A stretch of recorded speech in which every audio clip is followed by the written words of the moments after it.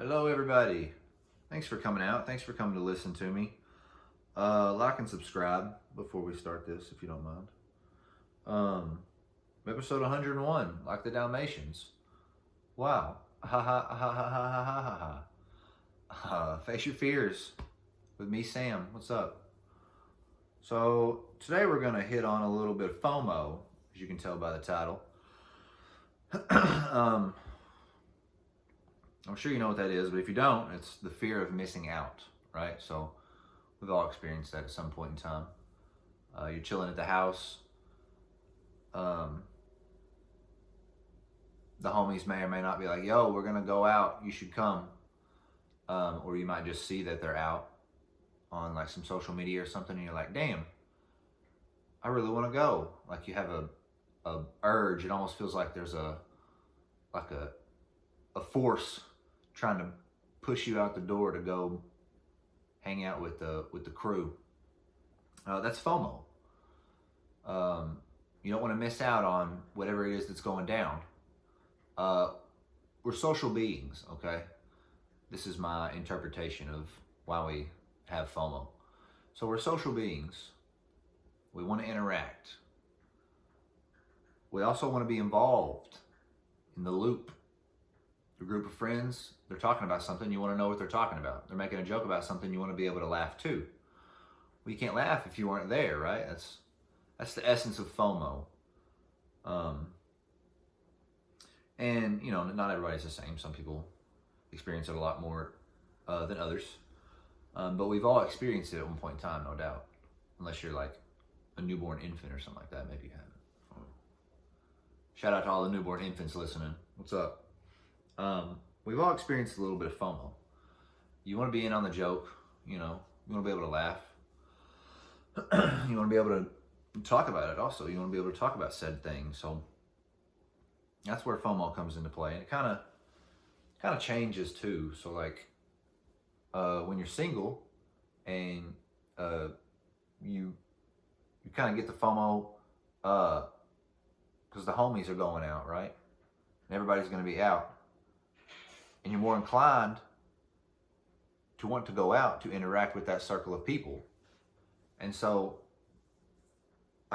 this is speaking from my perspective, and this is, I guess, more in terms of you're single living with people, whereas being single living with a significant other. Because what happened for me was I was more inclined to, or I didn't have as much FOMO due to the fact that I had a significant other I was living with. There to keep me company, be company to me, and I wanted to spend more time with that person anyway, so my circle was already here, so I wasn't yearning to be with another group of individuals due to the fact that my group was already here. So that's kind of, it's like, well, that's fucking obvious, Sam, but might not be obvious to you, so I want to throw it out there. Maybe you can just kind of think about it a little bit, and the next time you're like chilling at the house, you see on Snap, everybody's like at the clubbing, you can be like, damn, I wish I was there. And it may be fun, you just might want to go have fun, that's fine too. But if you're like, maybe you don't need to go out, maybe you're pressed for cash, maybe you got something to do tomorrow, but you're like damn, I might just go out anyway. Think to yourself, like, yo, is that the FOMO coming in? Or do I just want to go have some fun? Because like there's a thin line there between, it really depends on the circumstance. Like I said, you have somewhere to be tomorrow morning. Do you have responsibilities that you have to take care of? So thin line between FOMO and fun, but you can have a little internal conversation whenever you start to feel something like that next time. Ask yourself, be like, is this really what I need to do? If you're like, yeah, it is, then fucking go out. Because we all experience FOMO. The FOMO might get the best of you. It's a funny word. It's not acronym, I guess, but it might get the best of you. That's okay. Everybody likes to have fun. But if you find yourself going out there and you get there, and then you're like, damn, this fucking blows. And that happens, like, that's a recurring thing. maybe you are getting hit with that FOMO. Maybe you just because other people are out, you feel like you need to be out as well. Cut that shit. And as I've kind of gotten a little older, I've transitioned more from getting FOMO from like friends and stuff more to like family members. Like I guess I yearn more to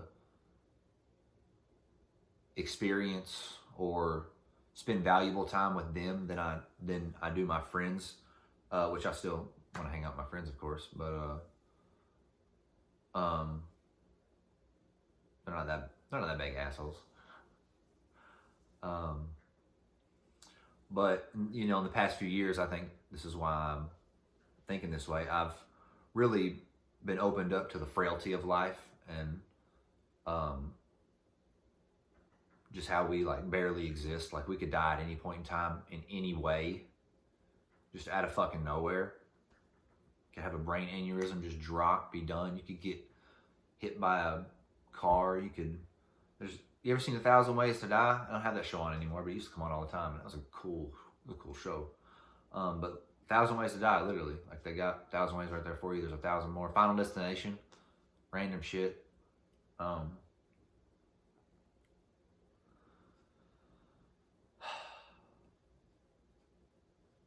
I guess if you're gonna spend time with people, make it valuable time.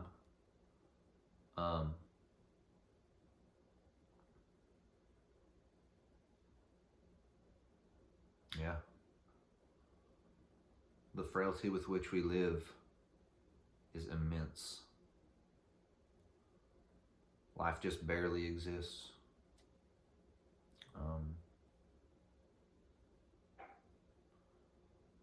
We are actually kind of working on ways to make life exist longer, I guess you could say.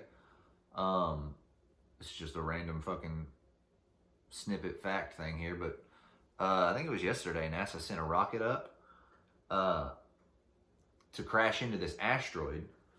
It wasn't coming towards Earth or anything. It was going to be flying by Earth, but they were like, I guess, testing a defense mechanism for if we ever were being approached by a large, devastating asteroid.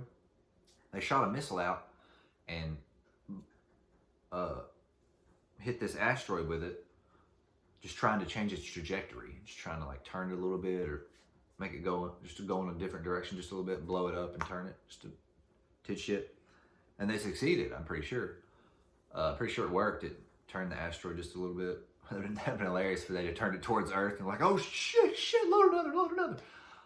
But they didn't, as far as I know. They turned it, I guess, just a hair more away from Earth, I guess.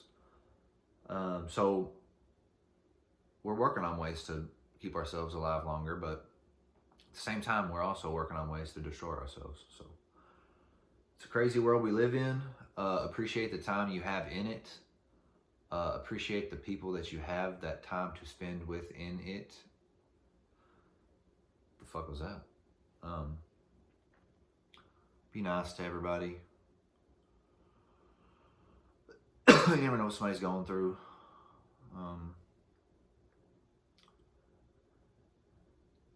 Yeah. Wish you all prosperity in this 101st episode of Face Your Fears.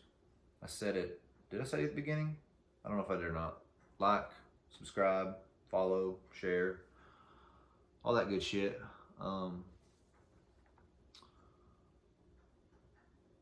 Thanks for listening, and I hope to be able to talk to you next week.